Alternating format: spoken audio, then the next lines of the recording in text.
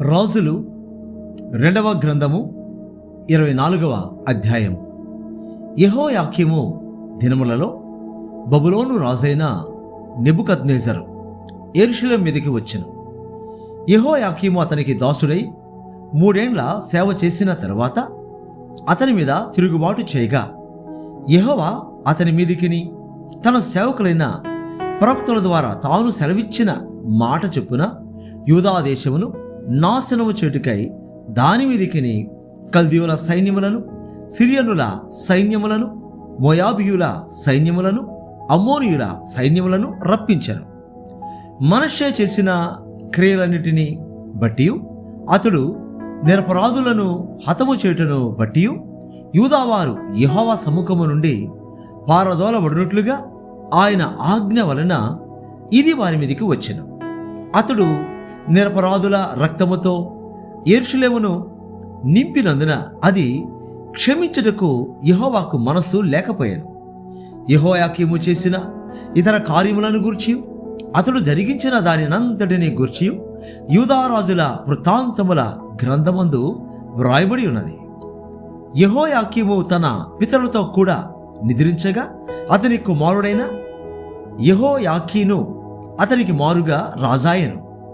బబులోను రాజు ఐగుప్తు నదికిని యూఫ్రటీసు నదికిని మధ్య ఐగుప్తు రాజు వశముననున్న భూమి అంతటిని పట్టుకొనగా ఐగుప్తు రాజు ఇక నెన్నటికిని తన దేశము విడిచి బయలుదేరడం మానెను. యెహోయాకీను ఏలనారంభించినప్పుడు 18 ఏండ్ల వాడై యెరూషలేమునందు 3 మాసములు ఏలెను. యెరూషలేము వాడైన ఎల్నాతాను కుమార్తెయగు నెహుస్తా అతని తల్లి. అతడు తన తండ్రి చేసిన దానంతటి ప్రకారముగా యెహోవా దృష్టికి చెడు నడత నడిచెను. ఆ కాలమందు బబులోను రాజైన నెబుకద్నెజరు యొక్క సేవకులు యెరూషలేము మీదికి వచ్చి పట్టణమునకు ముట్టడి వేసిరి. వారు పట్టణమునకు ముట్టడి వేయుచుండగా బబులోను రాజైన నెబుకద్నెజరు తానే దాని మీదికి వచ్చెను. అప్పుడు యూదా రాజైన యెహోయాకీనును అతని తల్లియును అతని సేవకులను అతని క్రింది అధిపతులను అతని పరివారమును బయలువెళ్ళి బబులోను రాజు నద్దకు రాగా బబులోను రాజు ఏలుబడిలో 8వ సంవత్సరమున అతని పట్టుకొనెను. మరియు అతడు యెహోవా మందిరపు ధననిధిలోనున్న పదార్థములను రాజు ఖజానాలోనున్న సొమ్మును పట్టుకొని ఇశ్రాయేలు రాజైన సొలొమోను యెహోవా ఆలయమునకు చేయించిన బంగారపు ఉపకరణములన్నిటినీ యెహోవా సెలవిచ్చిన మాట చొప్పున తునకలుగా చేయించి ఎత్తుకొని పోయాను. అదియుగాక అతడు దేశపు జనులలో అతి బీదలైన వారు తప్ప మరి ఎవరినూ లేకుండా యెరూషలేము పట్టణమంతటిలోనున్న అధిపతులను, పరాక్రమశాలులను 10,000 మందిని, వీరుగాక కంసాలి వారిని, కమ్మరి వారిని చెర తీసుకొని పోయాను.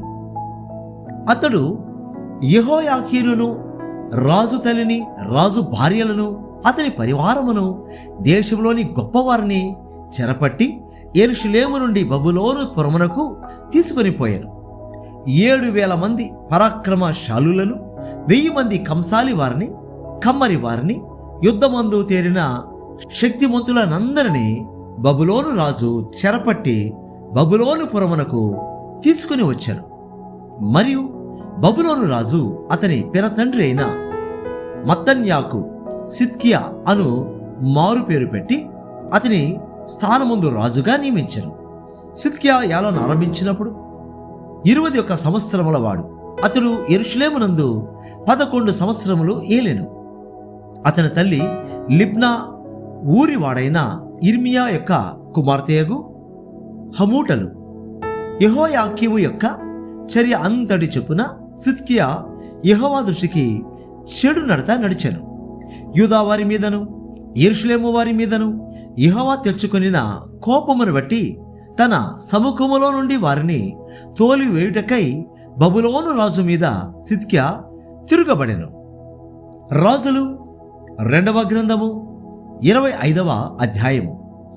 అతని ఏలుబడిలో 9వ సంవత్సరమందు 10వ మాసము 10వ దినమందు బబులోను రాజైన నెబుకద్నెజరును అతని సైన్యమంతయును యెరూషలేము మీదికి వచ్చి దానికెదురుగా దిగి దాని చుట్టూను ముట్టడి దెబ్బలు కట్టిరి.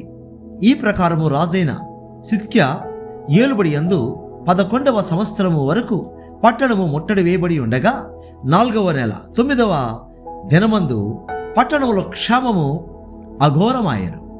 దేశపు జనులకు ఆహారము లేకపోయారు. కల్దీయులు పట్టణ ప్రాకారమును పడగొట్టగా సైనికులు రాత్రియందు రాజు తోట దగ్గర 2 గోడల మధ్యనున్న ద్వారపు మార్గమున పారిపోయారు. అయితే కల్దీయులు పట్టణము చుట్టూ ఉండగా రాజు మైదానమునకు పోవు మార్గమున వెళ్ళిపోయారు. కల్దీయుల సైన్యము రాజును తరిమి అతని సైన్యం అతనికి దూరముగా చెదరిపోయినందున యెరికో మైదానమందు అతని పట్టుకొనిరి. వారు రాజును పట్టుకొని రిబ్లా పట్టణమందున్న బబులోను రాజునొద్దకు తీసుకొని పోయినప్పుడు రాజు అతనికి శిక్ష విధించెను. సిద్కియా చూచుచుండగా వారు అతని కుమారులను చంపించి సిద్కియా కన్నులు ఊడదీయించి ఇత్తడి సంఖ్యలతో అతని బంధించి బబులోను పట్టణమునకు తీసుకొని పోయారు. మరియు బబులోను రాజైన నెబుకద్నెజరు ఏలుబడిలో 19వ సంవత్సరమందు 5వ నెల 7వ దినమున రాజదేశ సంరక్షకులకు అధిపతియు బబులోను రాజు సేవకుడు నగు నెబూజరదాను యెరూషలేమునకు వచ్చి యెహోవా మందిరమును రాజనగరును యెరూషలేమునందున్న ఇండ్లన్నిటినీ గొప్పవారి ఇండ్లన్నిటినీ అగ్ని చేత కాల్పించెను. మరియు రాజదేహ సంరక్షకుల అధిపతి యొద్దనున్న కల్దీయుల సైనికులందరూ యెరూషలేము చుట్టూనున్న ప్రాకారములను పడగొట్టిరి. పట్టణమందు మిగిలి ఉండిన వారిని, బబులోను రాజు పక్షము చేరిన వారిని, సామాన్య జనులలో శేషించిన వారిని రాజదేశ సంరక్షకుల అధిపతి అయిన నెబూజరదాను చెరగొనిపోయాను. కానీ వ్యవసాయదారులను ద్రాక్ష తోట వారును ఉండవలనని దేశపు బీద జనములో కొందరిని ఉండనిచ్చాను. మరియు యెహోవా మందిరమందున్న ఇత్తడి స్తంభములను మట్లను, యెహోవా మందిరమందున్న ఇత్తడి సముద్రమును కల్దీయులు తునకలుగా కొట్టి ఆ ఇత్తడిని బబులోను పట్టణమునకు ఎత్తుకుని పోయిరి. సేవ కొరకై ఉంచబడిన పాత్రలను, చేటలను, ముండ్లను, దుపార్తులను, ఇత్తడి ఉపకరణములన్నిటినీ వారు తీసుకొని పోయిరి.